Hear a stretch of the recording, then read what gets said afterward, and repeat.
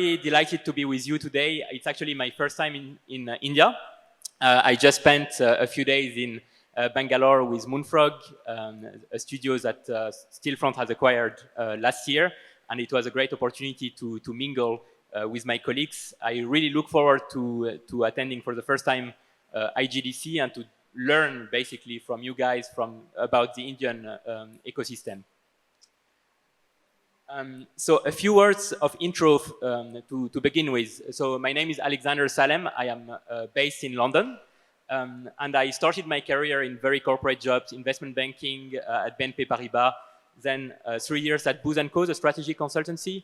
And I joined my first gaming company in 2014 at King, when it was still a 300 full-time employees company, privately owned.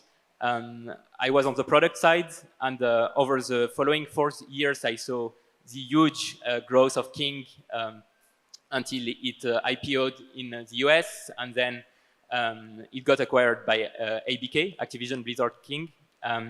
And after that, I went on the platform side. I remained in the gaming industry, but I joined Google, where I was heading the gaming vertical within YouTube, so dealing with publishers and influencers on YouTube in the gaming vertical. And then I joined Huawei, where I was leading the gaming vertical globally. And before I joined, in February this year, Stillfront. So for those who are not familiar with Stillfront, I wanted to give you a few pieces of information. We are a group of 23 studios. We have more than 1,600 professionals across those 23 studios. We are headquartered in Stockholm, Sweden. And basically, we are extremely diversified across geographies. So we are across really North America, Middle East, Western and Eastern Europe, India, Hong Kong. So extremely diversified from a geographic perspective, but also in terms of business model. So we have a lot of in-game advertising revenue, as well as in-app purchase, obviously.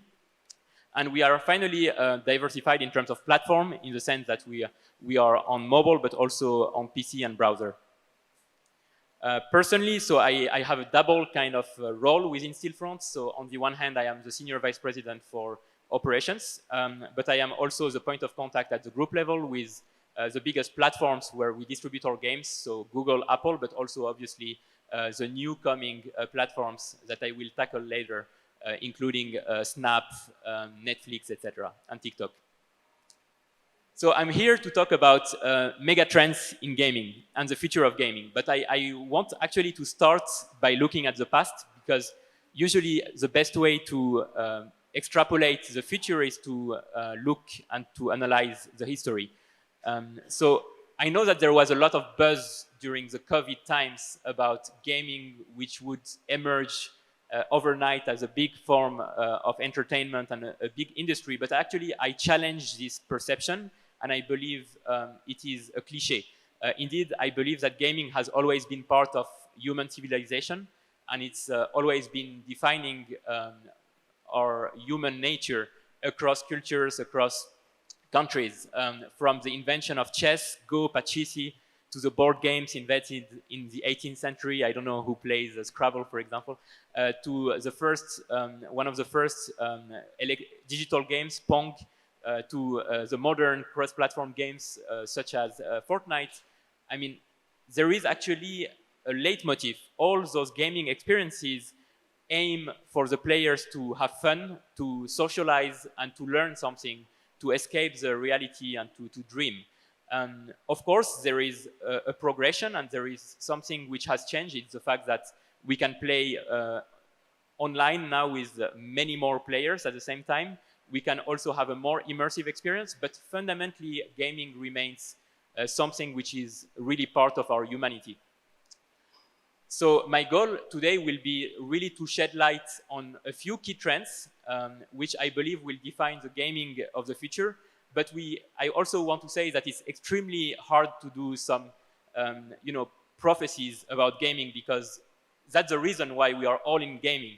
It is a fascinating industry where everyone keeps being surprised. It's very hard to say what will be the next big thing. It's very hard to say what will be the equivalent of the next iPhone, the next App Store. I will try to give you some elements of the puzzle, some pieces, but we have to be humble. It's very hard to make prophecies in this industry. So I think there are 5 big buckets to define the key trends in the gaming industry. First of all, I will tackle the increase of players globally. I will also speak about diversification of app distribution and the emergence of more platforms. Then I will go into the emergence of new business models to monetize the gaming experience before tackling the ownership models which are emerging with Web3. And finally, I will shed a bit of light on how phenomena such as esports and influencers are completely redefining the definition of gaming, in my opinion. So let's start with the players. This is something which is very striking when you look at the last few years. The total number of players, according to industry specialist Newzoo, has increased in a very steady manner. You can see it's pretty much a steady, linear growth.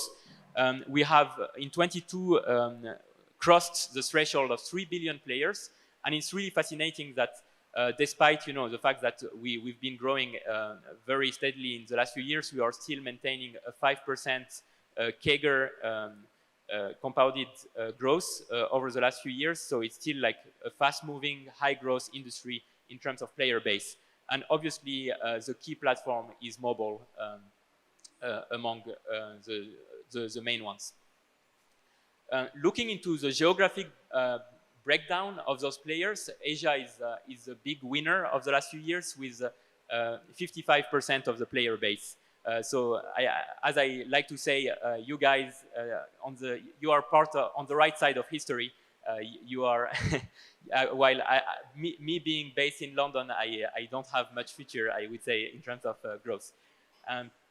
So then in terms of gaming time, so it's not only I want to highlight the fact that not only are we gaining more players in the gaming industry year over year, but we are also like extracting more and more leisure time and engagement from the players over generations. And I think this slide captures that very well.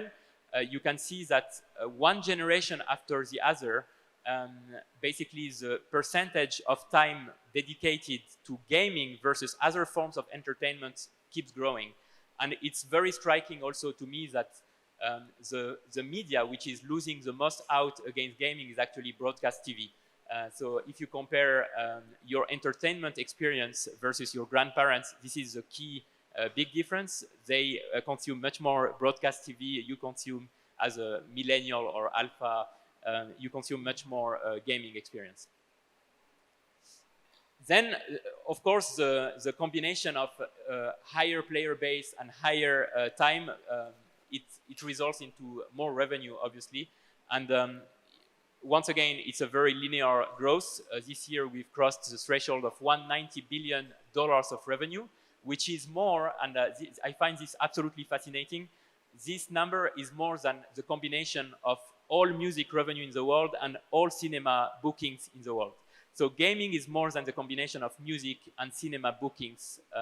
And yeah, this means that basically that as an industry, we can say that gaming is eating the world of entertainment. Another story that I always find fascinating is that we have in the gaming industry some of the highest ever booking, revenue generating cultural goods. GTA 5, for example, it's estimated that they have generated more than $6 billion revenue over the lifetime of the game. This compares, for example, to movies like Avatar, which have generated $2 billion. Avatar, as far as I remember, it's the highest booking ever movie, and it's around $2 billion. It might have been beaten this year by the new Top Gun, but $2 billion was the last number I remember as a comparison. And in terms of breakdown of revenue, once again, Asia is really the big winner of the last few years. It represents pretty much half of revenue globally within the gaming industry. Something I really want to emphasize also is basically, unlike the cliche, you know, it's a classic cliche that gamers are mainly male, introverts, teenagers. Actually, this might have been a bit true like maybe 30 years ago, but this is definitely not the picture that we see today. This is a demographic report by Newzoo again, and you can see that in terms of age, gender, income, and even work and home situation, gaming is a form of entertainment which affects pretty much everyone. Gamers, it can be someone in a rural background playing on mobile, but it can be also, you know, the New Delhi banker who wants to have like a bit of console gaming once he or she goes back home. So it's really a form of entertainment which is for everyone, and we see that in the statistics.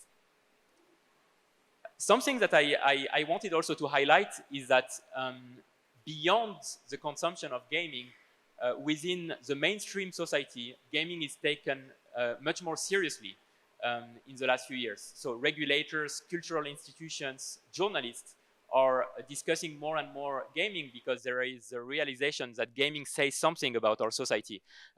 Just a few examples, you know, the V&A Museum in London has done a huge exhibition recently about how gaming reflects some anthropologic and societal trends.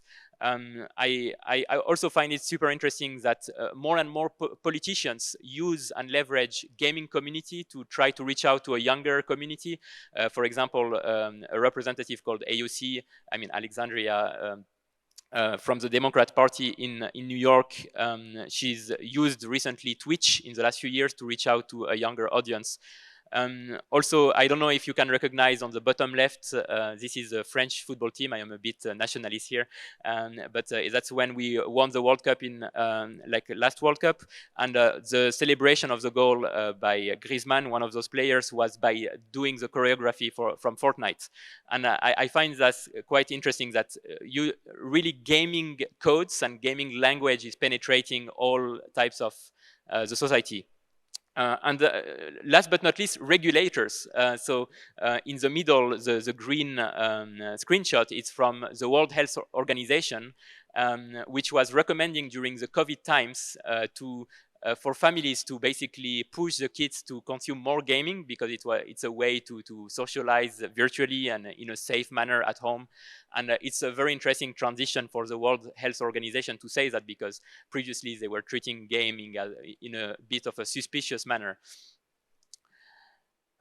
So let's go into the next phase of the presentation, which is basically the changes of the app distribution ecosystem. Basically, if I were to simplify, over the last decades, the world has been dominated by basically a duopoly, Apple and Google, and this world is really about to change. And because of a lot of pressures, there is obviously the decoupling at a geopolitical level between the China and the West, which means that in China you have more and more emerging new ecosystems for distributing games.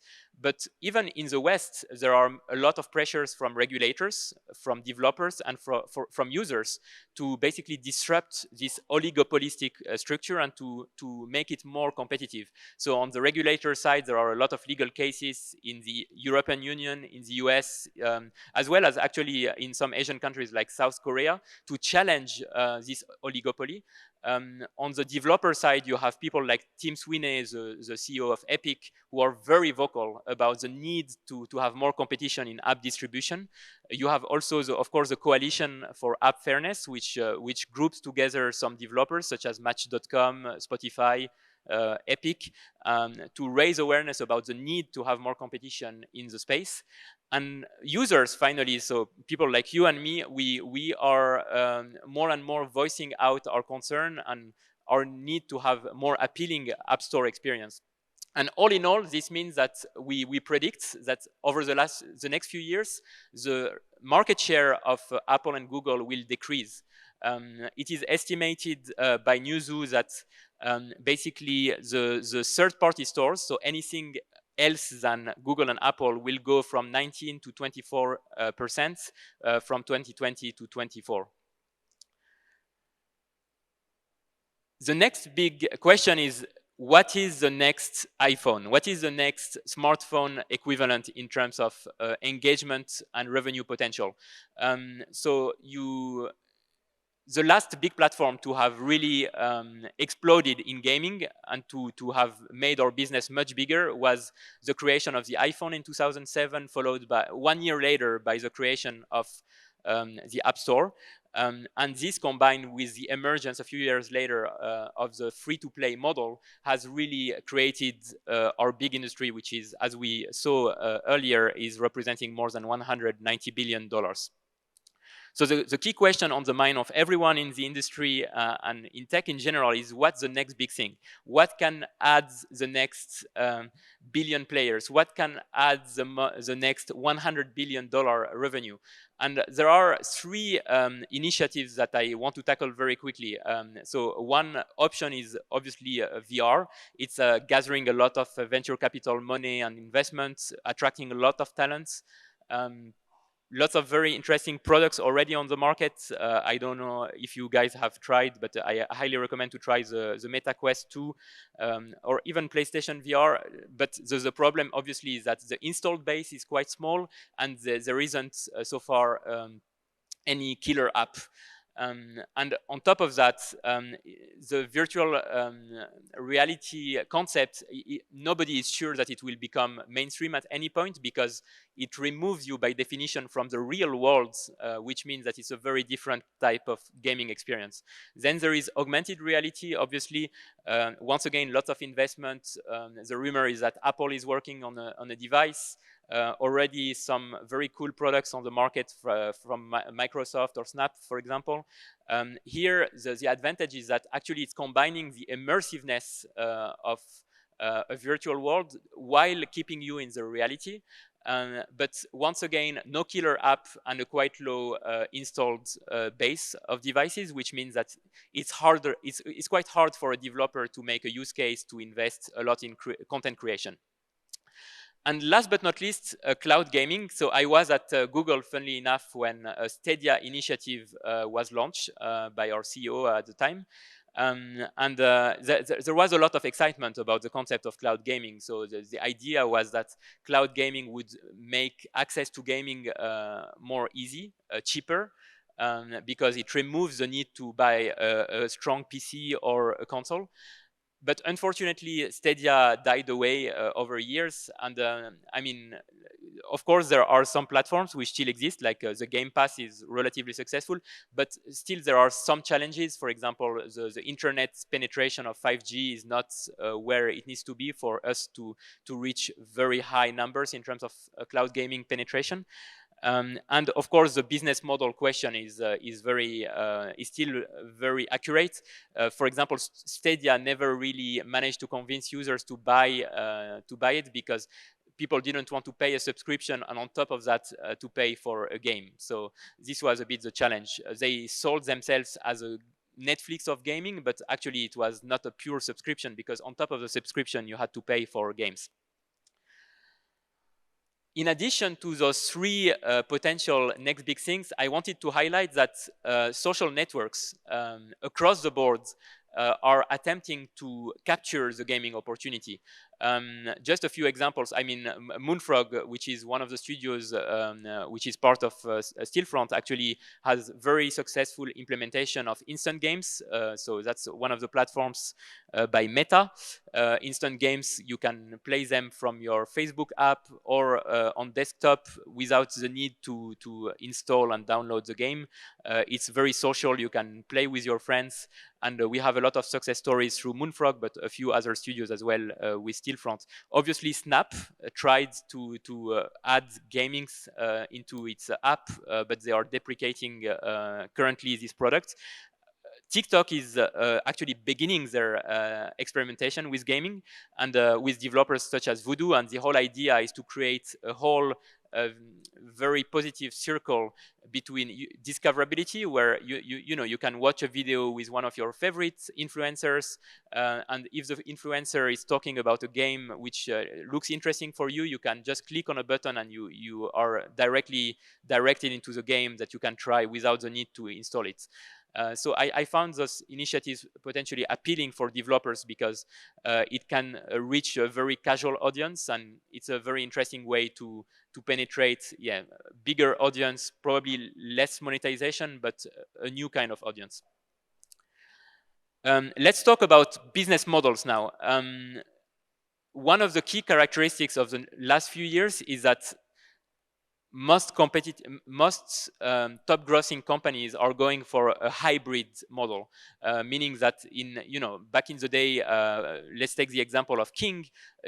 The product managers at King had a kind of religious opposition to in-game advertising until the company was acquired by Activision Blizzard. The stance was that in-game advertising would cannibalize in-app purchase. It would be detrimental to the flow. It would distract the players from the fun of the game. And actually, after the acquisition of Activision Blizzard, there was a lot of experimentation, A/B testing, and we were able to demonstrate to the markets that we can actually, in an incremental manner, to add a new revenue stream through in-game advertising while keeping our traditional payers from in-app purchase happy. And I think this is the direction that a lot of the casual developers are taking. In a same manner, cross-platform games like Fortnite are also generating revenue from a combination of different streams. In the case of Fortnite, so they sell a lot of skins and costumes, of course, but their biggest revenue stream is obviously Battle Pass subscriptions. And all in all, this hybridization of revenue streams is positive for the developers because it means that you are de-risking your business and smoothing out your cash flows, which is very positive, especially in an uncertain time at a macroeconomic level like right now. And something which is very interesting in terms of business model for us is Web3. Because this is potentially a complete change of paradigm. Because basically, if you look at history of monetization of games, the main principle was that developers were owning the economy of the game. And Web3, basically what it is saying to the users is that you are not only a user, you are not only a player, you are part of the ecosystem, you are part of the economy of our games. And you are going to own assets, game assets that you will be able to translate into cash, to trades. And this changes completely the formula of gaming because the player becomes a key part of the economy, and it allows very interesting experimentations.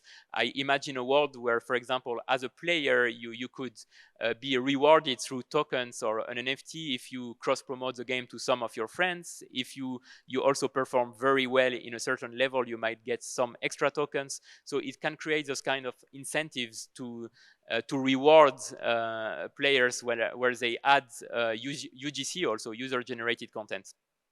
So it's, of course, just the beginning of these trends. At Stillfront, we are experimenting. We are trying to learn about the space. But as a listed company, obviously, we need to be extremely cautious about the approach. But we are very excited about potentially this new opportunity for our industry. And I want to, the last part of the presentation is about basically how the gaming industry is being completely reshaped. Meaning that, I started with history of gaming, and gaming was basically defined as the act of playing actively across players or against a bot. But now we are adding, we are making the definition of gaming much more generic and holistic, and it encapsulates everything which is a bit ancillary. Which is around gaming. There is a much bigger ecosystem, and I will give you a few examples. The first example is the influencers around gaming. So basically platforms such as YouTube and Twitch, which are capturing a lot of attention, consuming a lot of watch time from users. And this is very interesting to me because like a few years ago, if you would have talked about that to an average person, they would have been who would watch someone playing games. And and now it's completely natural, and you have YouTube channels like PewDiePie, which are among the biggest channels on YouTube. Same on Twitch with influencers like Ninja. So it's really a huge trend for those influencers. It's very rewarding financially, but also for publishers and developers, it's a huge opportunity to raise awareness about your products, because those communities are very active, and if they like your game, it can have a very strong viral impact on your installs and downloads.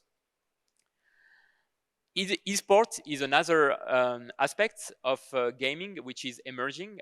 So it's also contributing to redefine the concept of gaming. And just a few examples: competitions like the Fortnite World Cup, or TI, so the international for Dota 2 players, professional players, and of course League of Legends Championship. So those competitions are incredible in terms of scope, in terms of audience, in terms of the size of the rewards which are provided, and it's creating a completely new economy as well. There are very different types of financial revenue streams, so like ticketing or pay-per-view through YouTube.